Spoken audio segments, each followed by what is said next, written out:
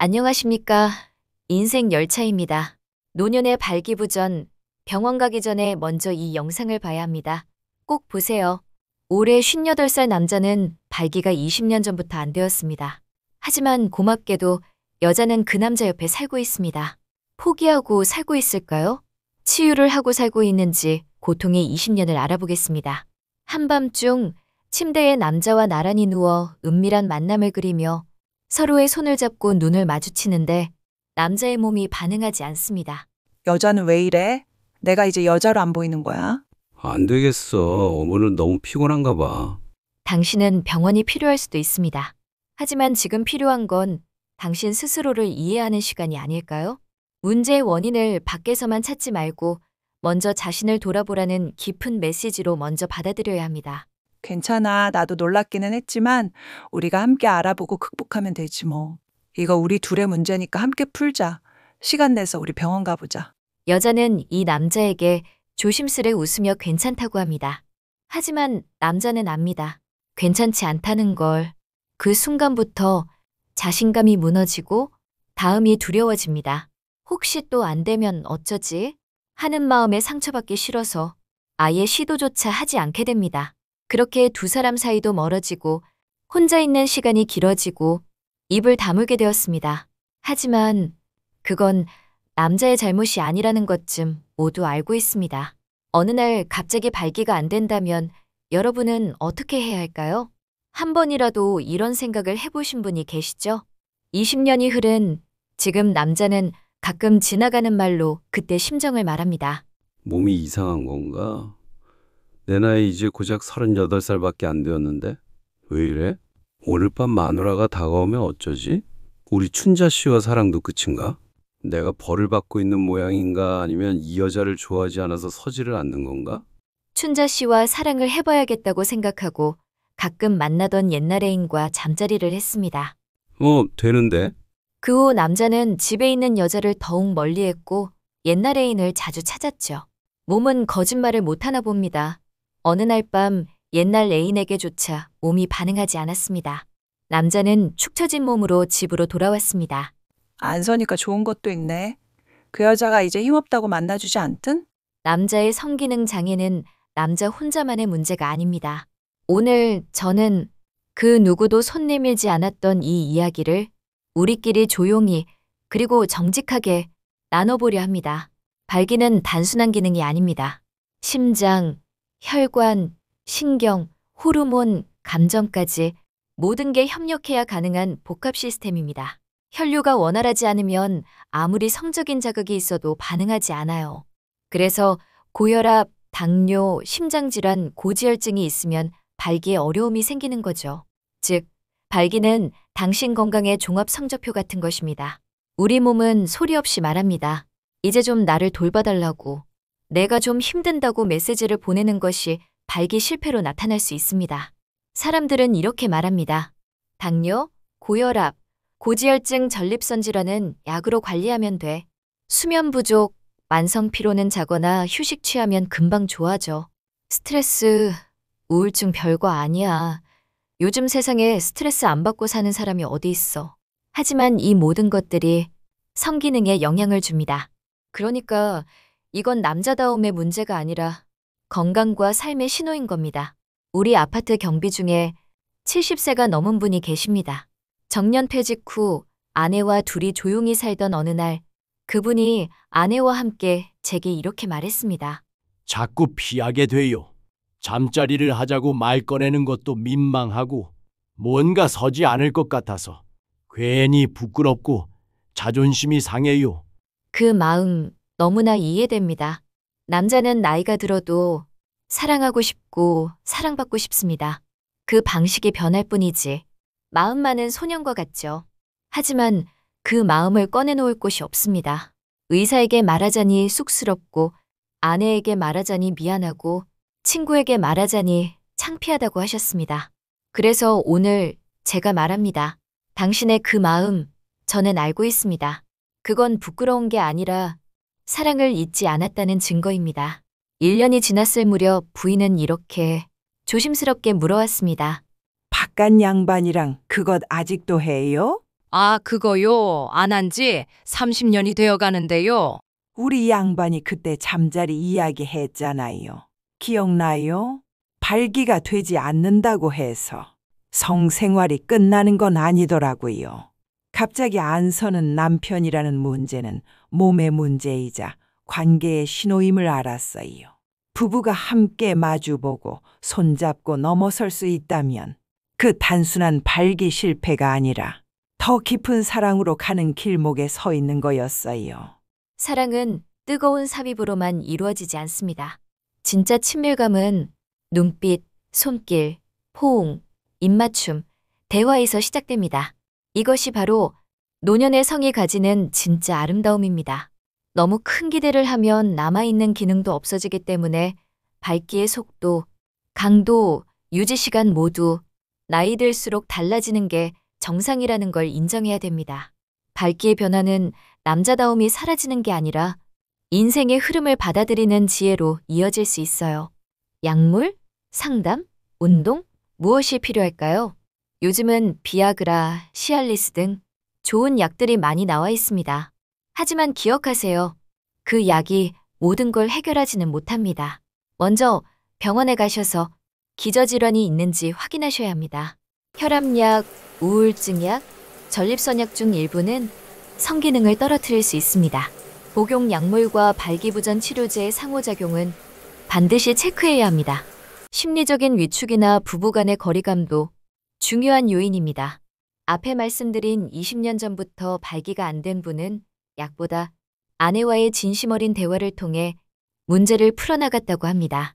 발기가 안 된다는 건 성기가 고장난 게 아니라 삶 어딘가에서 균형이 흐트러졌다는 사인이라고 말했습니다. 그러니 약만 찾지 말고 스스로에게 이렇게 물어봐야 해. 내 몸은 지금 어떤 상태인가? 내 마음은 평온한가? 우리 관계는 안녕한가? 말이죠. 매일 아침 30분 걷기와 체중 감량만으로 자신의 기능을 되찾기도 하지만 사람들은 병원부터 먼저 갑니다. 노년의 발기부전, 병원 가기 전에 먼저 이 영상을 봐야 합니다. 꼭 보세요.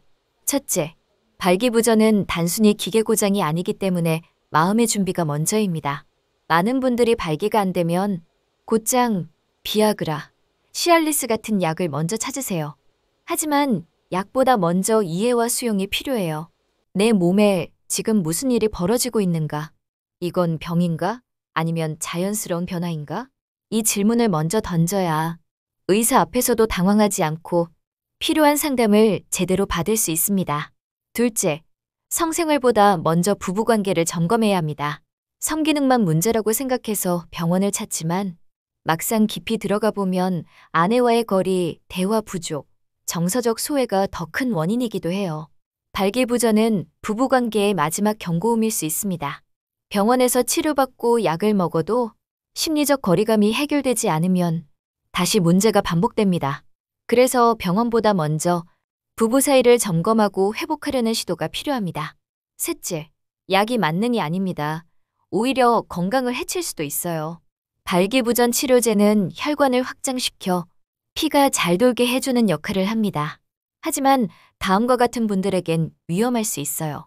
심장질환, 뇌졸중 병력 있는 분, 고혈압약, 협심증약 복용 중인 분, 간이나 신장 기능이 약한 분, 약을 무작정 먹기 전에 이 약이 나에게 맞는가 먼저 판단할 지식과 마음가짐이 필요합니다.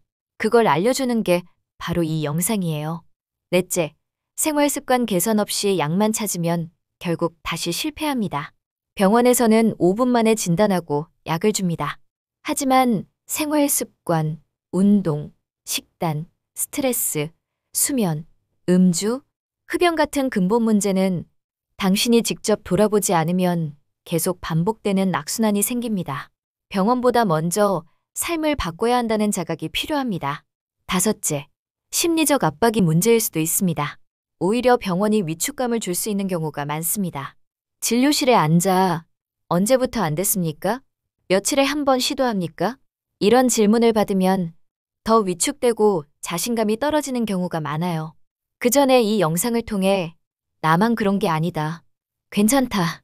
다시 시작할 수 있다. 이런 정서적 안전망을 먼저 만드는 것이 정말 중요합니다. 그래서 병원 가기 전에 이 영상을 봐야 하는 이유는 자신을 이해하고 부부 관계를 돌아보고 약의 위험성을 알고 생활을 점검하고 마음을 준비한 뒤에야 비로소 병원 진료가 의미 있는 선택이 됩니다. 병원은 몸을 치료하지만 이 영상은 당신의 삶 전체를 이해하도록 도와줍니다.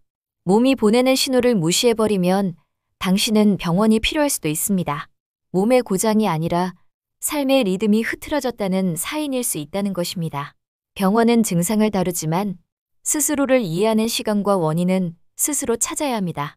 그렇다면 어떻게 다시 시작하는 몸을 만들 수 있을까? 고민해 봅시다. 생각을 바꾸는 게 먼저죠. 성기능은 남성성이고 자존심이다. 이런 공식은 노년에는 맞지 않아요. 이제는 이렇게 바꿔야 합니다. 성생활은 남자다움의 증명이 아니라 서로를 이해하고 가까워지는 도구라는 것. 즉, 실패를 두려워하지 말고 성에 대한 정의 자체를 바꾸는 것부터가 회복의 시작입니다. 몸을 다시 깨우는 건 순환이 핵심입니다. 매일 30분 이상 걷기 하세요. 걷기는 하체 혈류를 살리고 발기 기능에 직접적인 도움을 줍니다. 연구에 따르면 규칙적인 유산소 운동은 자연 발기 확률을 40% 이상 높여준다고 합니다. 복부 비만 제거입니다. 뱃살은 남성 호르몬 테러범이죠. 내장 지방은 테스토스테론을 줄이고 여성 호르몬을 증가시킵니다. 허리둘레가 줄면 성기능도 살아납니다. 식생활 개선해보세요. 기름진 음식, 과음, 정제 탄수화물 줄이기, 채소, 견과류, 오메가3 비타민 D 중심으로 재정비해보는 겁니다. 마음과 감정을 살펴서 심리적 발기를 먼저 만들어야 합니다. 불안, 죄책감, 자기 비난은 발기의 가장 큰 방해 요인입니다. 실패에 대한 두려움이 클수록 다시 시도하는 걸 피하게 됩니다. 그래서 중요한 건 설령 오늘 또 실패해도 우린 여전히 함께 있고 괜찮다. 이 마음을 파트너와 공유하는 게 좋습니다. 심리적 안정감은 신체적 반응을 다시 일으키는 가장 강력한 원동력이 됩니다. 부부의 교감이 회복되면 몸도 반응합니다. 손을 잡고 자는 것부터 다시 시작해보세요. 매일 잠자기 전에 3분만 대화해보자고요. 오늘 하루 어땠어? 나랑 같이 있으니 어때? 같은 질문을 하는 것입니다. 스킨십, 대화, 눈맞춤은 몸이 깨어나는 자극제가 됩니다. 결론은 병원에서 약을 타기 전에 당신의 몸, 마음, 삶, 관계, 내 몸을 아는 것, 내 삶을 돌보는 것입니다. 그때 비로소 진짜 회복이 시작됩니다. 우리는 인생 후반부에 들어서면서 사랑이라는 감정을 더 절실하게 느낍니다. 몸은 예전 같지 않지만 마음은 더 따뜻해집니다. 조심스럽고 섬세해지고 진지해집니다. 그러니 너무 두려워하지 마세요.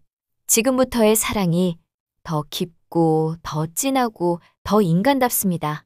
사랑은 여전히 당신 안에 있습니다. 그리고 아직 늦지 않았습니다.